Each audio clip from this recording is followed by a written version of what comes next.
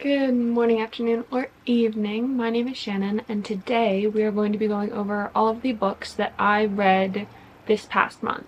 I ended up getting to 12 books this month, which was absolutely amazing for me. I did not read all of the books that were on my TBR for April, but I feel like I got through enough that I'm satisfied with it. Anywho, let's just get started. We're going to be going from chronological order of what. The first book I read this past month was Alex Approximately by Jen Bennett. I have a reading vlog where I read this and I did really enjoy it, but the conflict went on for too long and it kind of just got to the point where it was pissing me off. This book is about a girl named Bailey who has just moved to her dad's house across the country, and she has also been having a pen pal that kind of lives in the same town, and she hasn't told him that she moved so close to him yet. But while all this is happening, she is getting to know this guy that she's working with, and it's very cute. It's very YA, but I had a good time with it. I think I would rate it like 3 stars. Next, I read my first ever Emily Henry book, and it was Happy Place. I adored this. I rated it 5 stars. I just absolutely loved this book. It goes much deeper than other Emily Henry books, and I was sobbing throughout the whole thing. I mostly listened to this on audiobook, but I feel like either this summer or next, I'm definitely going to be rereading this so I can annotate a physical copy. It was just so outstandingly good, but this book is about Harriet and Wynne, and they have recently broken up, but they're kind of in the same friend group, and they end up going on this vacation that their friend group does, and they end up pretending to still be together because their friends don't know yet, and it's very, very good. It flips through the timeline of like them falling in love and what's going on right now, and it reminded me a lot of 500 Days of Summer, if you've ever seen that movie, just with the timeline. And I love that movie, and I think it was done so well in this book. I just absolutely adored it, and oh my gosh, it was so good. It was so good. Next, I read Beach Read by Emily Henry. This was so good. I think I rated it 4.25 stars. It is about August and January, and January has recently moved to this kind of beach town, and unbeknownst to her, her neighbor is August, who is her basically literary rival, in the fact that they're both authors and like they knew each other in school. They just never got along. But she is currently going through a massive writer's block, and she and August strike a deal to write in each other's genres for a change, and whoever sells their book first wins. And so she is going to be writing in, I think, like historical fiction, and he's going to be writing romance. It was very, very interesting, especially just to see the whole writer's aspect of it. And I just legitimately love the way that Emily Henry writes book boyfriends. The things that they say, it's just so romantic, and I just absolutely ate it up. Next, I am going to consider this me reading it because I got over halfway through, but I DNF'd Kingdom of the Wicked by Carrie Maniscalco. I knew that this was kind of going to be a long shot for me, and it was not something I was a fan of.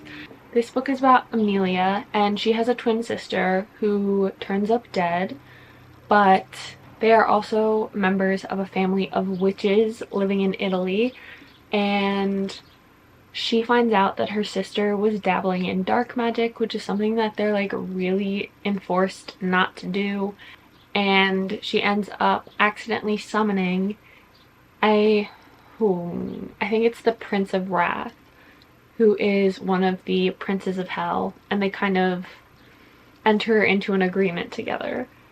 But I just wasn't a fan of it. I feel like I'm being overly harsh.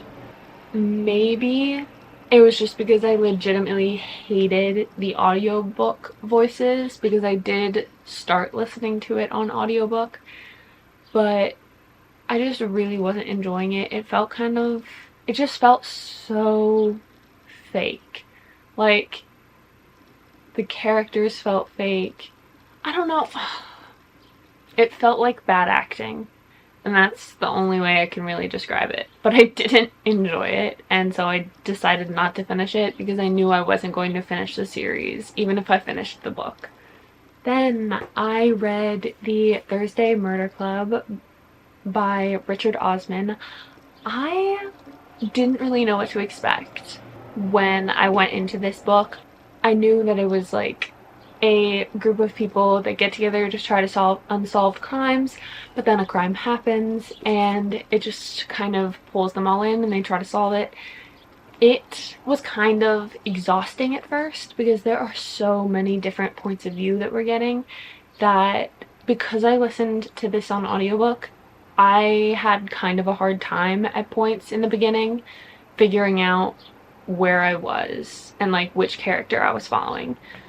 But I legitimately ended up loving it. I think I rated it 4.25.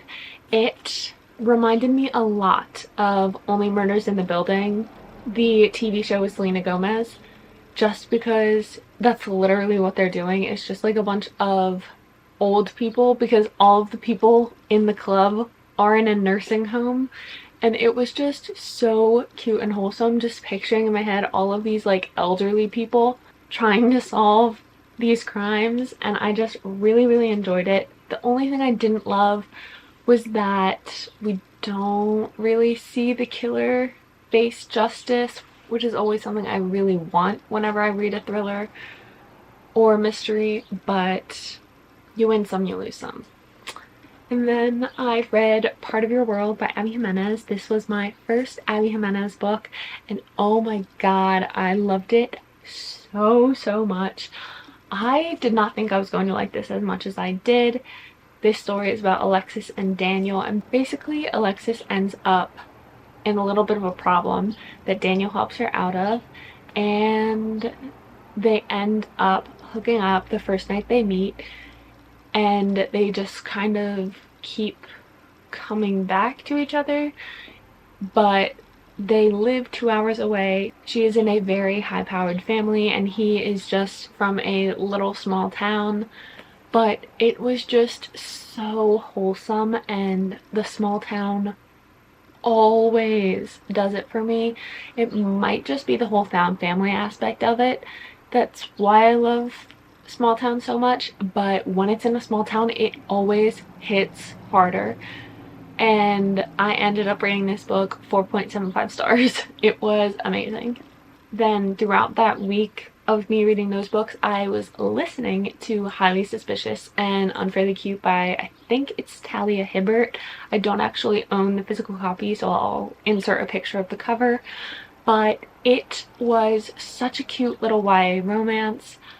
I am not gonna lie, I don't remember the characters' names, but they were friends, then they became academic rivals, and they're just really competing for this scholarship. They end up entering into this kind of wilderness program, because I think the 5 top winners of it get a full ride to any college of their choosing. And it was just very cute, very YA. It felt realistic in their heads, because the guy especially was he was acting like a kid and not like an adult. which I feel is sometimes an issue with YA books, and I just really, really appreciated it, and I thought it was so cute, and I rated it 3.5 stars. It was cute, wholesome, just a quick, easy thing. Then I read the continuation of Part of Your World, which is Yours Truly, again by Abby Jimenez. I loved this. I definitely didn't like it as much as I liked Part of Your World, which I found odd because I honestly thought I would like this more. But this is about Alexis's best friend, Brianna, and Jacob. And Jacob has just started working at the hospital Brianna works at, and they have a really, really bad first interaction, and he ends up writing her a letter apologizing for his behavior, explaining that he has anxiety, and it kind of makes getting off on the right foot kind of tricky sometimes. And she responds, and they end up just sending these little like post-its and letters back and forth at the hospital. And then there is a situation in which Jacob needs a fake girlfriend, and so, like the queen she is, obviously Brianna agrees, and she just plays her part perfectly. It's so funny. I think just some of the stuff she said, my jaw dropped. Anywho, it was just very cute and kind of a little rough at some points because Brianna is just getting out of a divorce and her ex messed her up, and so she has a lot of anxiety about that, and it definitely causes trouble later on in the book. But I really, really enjoyed it. I thought Jacob was just incredible, and let me find it. There's this one letter she's writing to Jacob, and she signs her letter with regards instead of like from or sincerely, and she puts in parentheses, I've always wanted to end a letter with regards. Oh, and to get one where someone signs it yours truly and calls me dearest. It's so Mr. Darcy. And if you don't know that reference, it is a Pride and Prejudice reference. Pride and Prejudice is one of my favorite books of all time. I love the movie, love the book. Oh my gosh, when she said that, it just made this entire book mean so much more to me. Anyhow, I just absolutely loved it and rated it like 4.25 stars. Then I finally finished. I started this book in September, I think. Romancing Mr. Bridgerton by Julia Quinn. This is Penelope's story in the Bridgerton series. I have so far read, I think it's the first 4 books. I have 4 more left. I really loved this. I always love the Bridgerton books. It just makes me more and more excited for whichever siblings season when we end up getting it. I also wanted to make sure I finished this before this upcoming season of Bridgerton came out because it is Penelope's story. I'm very intrigued to see how they incorporate Benedict's story into this because his book is actually before this, but there is a time jump between a specific ball and the rest of the book. In that specific book, it's called An Offer from a Gentleman, I think, but there is a time jump, so I'm wondering if they'll like have that ball in here, and then because his season will end up being next season, that'll kind of be the time jump. I don't know, but I'm very curious to see how they work it in, especially given the book, Eloise's story is literally supposed to pick up the second their story is over.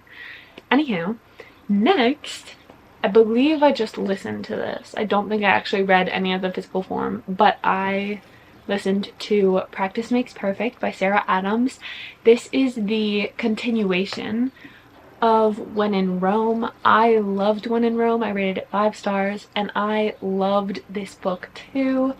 This is about Annie and Will. Will is oh god, I can't remember her name. Will is the FMC of One in Rome's bodyguard, and Annie is the MMC of One in Rome's little sister. Anywho, she is really wanting to find someone to like create her life with, and so her sister-in-law ends up asking Will to teach Annie how to date.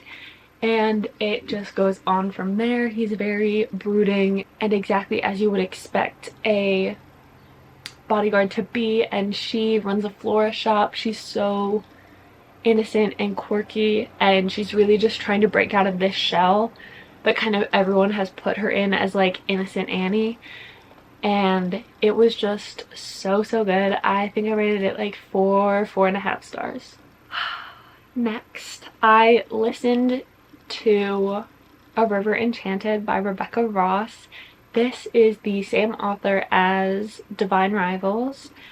I loved this. I listened to this because I was very busy with work and I wanted to be able to still get books in while I was doing my work, but I loved this. It is about Jack and Adira, and this book is kind of based in like the Ireland area because the audiobook actors definitely had Irish accents, but it was so good. Basically, 10 years ago, Jack was sent away to the mainland to learn how to become a bard who just kind of like brings music to the land and all this kind of stuff.